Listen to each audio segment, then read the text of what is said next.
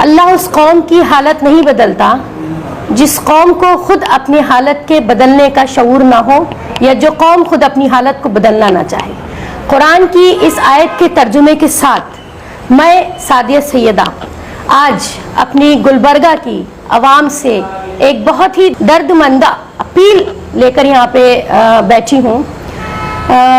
मैं चाहती हूँ कि गुलबर्गा की आवाम जो है इस बार हमको समझे और हमारे दर्द को महसूस करें।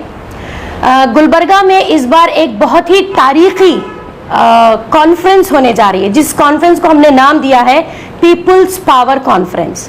ये आपके नेशनल कॉलेज के मैदान में मुनक्किद होगी 29 इंशाल्लाह जुलाई, फ्राइडे का दिन और शाम 7 बजे। आज इस कॉन्फ्रेंस का मकसद जो है वो बहुत ही जिसे कहना चाहिए कि इम्पॉर्टेंट है और इमीडिएट है, क्योंकि जो पॉलिटिकल सिनेरियो, जो मंजर इस वक्त सियासत का हम देख रहे हैं मुल्क में और फिर उसके बाद ख़ास तौर से कर्नाटका में। देखिए, आज से कुछ साल पहले तक कर्नाटका एक मॉडल स्टेट माना जाता था हिंदुस्तान के 28 स्टेट्स में, और आज कर्नाटका फिर एक मॉडल माना जाता है हिंदुस्तान के 28 स्टेट्स में। किस चीज़ के लिए? कि इस सरजमीन से जो मसले उठे, इस सरजमीन से जो वायलेंस उठ रहा है, इस सरजमीन पे जो जुल्म हो रहा है, उसके लिए। तो आज हमारे लिए बड़ी शर्म की बात है कि हमारे कर्नाटका की सरजमीन को लोग इस नज़र से देखते हैं कि कर्नाटका एक वायलेंस का स्टेट बन गया है।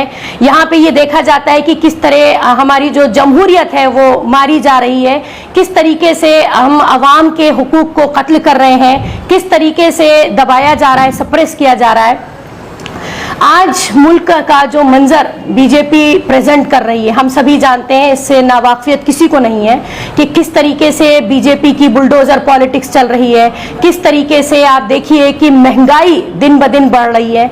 आप देखिए कि पत्थर मारने का काम कर रही है बीजेपी गवर्नमेंट, हाँ, गरीबों के पेट पे। और बल्कि मैं तो कहूँ कि अब एक मिडिल क्लास आदमी जो है उसके लिए भी सर्वाइवल मुश्किल होता जा रहा है। और हम ये देख रहे हैं कि जीएसटी लगाकर किस तरीके से दूध और दही तक को महंगा कर दिया गया है, जो बिल्कुल एक आम जिसे कहते हैं कॉमन मैन के मुंह में जाने वाला निवाला होता है।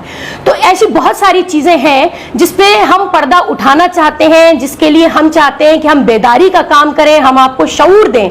और हम ये नहीं कहेंगे कि हम सिर्फ प्रॉब्लम का रोना रो रहे हैं, हम इस प्रॉब्लम का सोल्यूशन देने के लिए अपने गुलबर्गा में जो एक बहुत बड़ी पीपल्स पावर कॉन्फ्रेंस मुनक्किद कर रहे हैं। मेरी जो आज दर्दमंदाना अपील आप लोगों से है, गुलबर्गा वासियों, वो ये है कि इस कॉन्फ्रेंस में आइए। इस कॉन्फ्रेंस में आने के बाद हमारे लीडर्स को सुनिए, हमारी बात को समझिए। हम इसमें आपके मफाद की बात कर रहे हैं, हम किस तरीके से आपको झंझोड़ रहे हैं, हम आपको सही रास्ता दिखाने के लिए ये प्लेटफॉर्म लेकर आए हैं। Social democratic party of India, ये सब जानते हैं कि बहुत ज्यादा ग्राउंड लेवल पर रह के काम करने वाली एक पार्टी है, और उसी जिम्मेदारी को समझते हुए, अपनी मॉरल ड्यूटी समझते हुए, इस मुल्क में हम रहते हैं, इस कर्नाटका की सरजमीन पे हम रहते हैं, अपनी मोहब्बत हुब्बुल वतनी का हम प्रूफ देने के लिए आज आपसे यहाँ बात करने के लिए बैठे हैं। हम चाहते हैं कि आप आइए। सिर्फ हुब्बुल वतनी नहीं, बहैसियत एक कौम और मिल्लत भी हमारी क्या जिम्मेदारी है। देखिए, एक बात सुनिए, आप अगर अपनी जिंदगी गुजार चुके हैं तो आपके बच्चों ने तो अभी शुरुआत भी नहीं की है। आप आने वाली नस्लों के लिए क्या लेगेसी छोड़ के जाएंगे? क्या आप इस खौफ में, इस डर में अपने बच्चों को छोड़ जाएंगे कि बच्चे लिंच किए जाएं और औरतें खुदा न खास्ता रेप कर दी जाएं, लड़कियों के सरों से हिजाब छीन लिया जाए, हमारे घर में घुस के हमारी प्लेट में से निवाले निकाल दिए जाएं? कल को एक वक्त ऐसा आ जाए कि हमारे बच्चे जो है दर दर भटके, उनके लिए महंगाई इतनी हो जाए कि उनके पास अनएम्प्लॉयमेंट के नाम पे और जिसे कहते हैं कि बेरोजगारी के नाम पे सिवाय क्राइम करने के, करप्शन करने के कुछ ना रह जाए। तो बहरहाल मुआशरे के लिए, कौम और मिल्लत के लिए, इस मुल्क के लिए हमारी जो जिम्मेदारी हम समझते हैं, उस जिम्मेदारी को समझते हुए हम अल्हम्दुलिल्लाह एक बहुत बड़ी कॉन्फ्रेंस 29 तारीख को बरोज़ जुमा हफ्त गुंबज के पास नेशनल मैदान में मुनक्किद कर रहे हैं शाम 7 बजे।